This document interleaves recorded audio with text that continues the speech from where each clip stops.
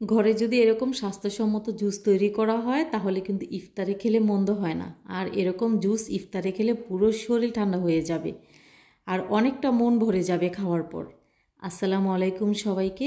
আজকে আপনাদেরকে আমি তৈরি করে দেখাবো বাঙ্গির জুস। আমরা কিন্তু অনেকেই বাঙ্গিটা খেতে পছন্দ করি না, তবে এরকম জুস যদি তৈরি করে খাওয়ানো হয় তাহলে কিন্তু দেখবেন সবাই অনেক বেশি পছন্দ করবে। এখানে 2 রকমের জুস তৈরি করে দেখাবো। আপনারা চাইলে আপনাদের পছন্দ মতো জুসটি বেছে নিতে পারেন আর এভাবে করে জুস তৈরি করতে পারেন। প্রচণ্ড গরম পড়েছে আর এই গরমে 1 গ্লাস ঠান্ডা জুস খেলেই কিন্তু প্রাণ ঠান্ডা হয়ে যাবে। তো এই জুসটা অনেকটা ঠান্ডা জাতীয় খাবার আর এমনিতেও বাঙ্গিটা গরমে অনেকটা বেশি খাওয়া হয়। আর তার মধ্যে যদি এরকম মজা করে জুস তৈরি করে দেয়া হয় তাহলে কিন্তু পরিবারের সবাই অনেক পছন্দ করবে খেতে।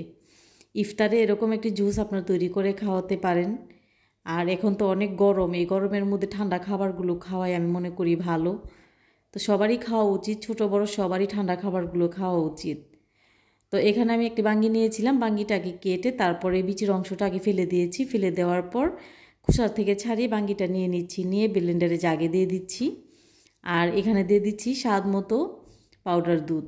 আর এখানে অবশ্যই পাউডার দুধটা দেওয়ার চেষ্টা করবেন, তাহলে সুন্দর একটি ফ্লেভার আসবে। আর এখানে অ্যাড করেছি স্বাদ মতো চিনি, দিয়ে দিচ্ছি সামান্য লবণ, আর দিয়েছি এখানে ফ্রিজের ঠান্ডা পানি। দিয়ে সবগুলো উপকরণের সাথে ব্লেন্ড করে নিয়েছি। ব্লেন্ড করে নেওয়ার পর আমার জুসটা রেডি হয়ে গেছে।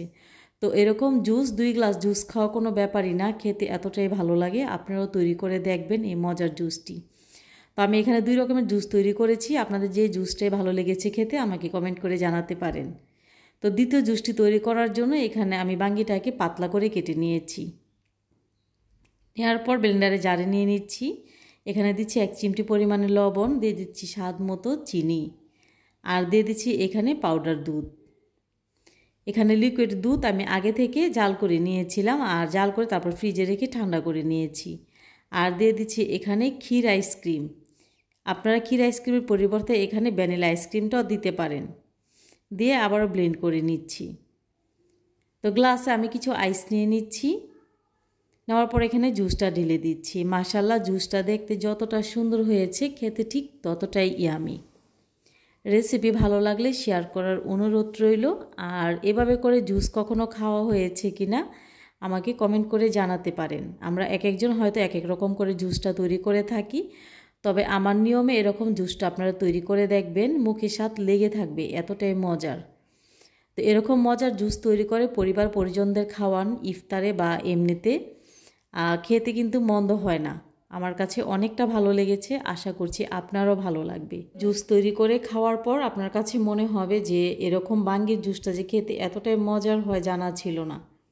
তো বাঙ্গিটা যারা অবহেলা করে তারাও ভালোবাসবে এরকম একটি জুস। এতক্ষণ সাথে থাকার জন্য সবাইকে অনেক অনেক ধন্যবাদ জানাচ্ছি।